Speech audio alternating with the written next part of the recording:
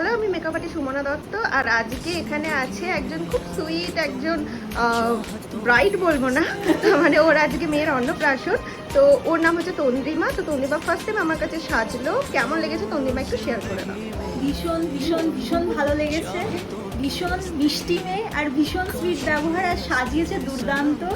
আমার মানে খুব ভালো লেগেছে ওর সাজ, ভীষণ ন্যাচারাল সাজিয়েছে, মানে আমি যাতে কমফোর্টেবল সেটা বুঝে সাজিয়েছে, খুব ভালো সাজিয়েছে। আমি ওর কাছে ফার্স্ট টাইম করেছি, কিন্তু ভীষণ খুশি আমি।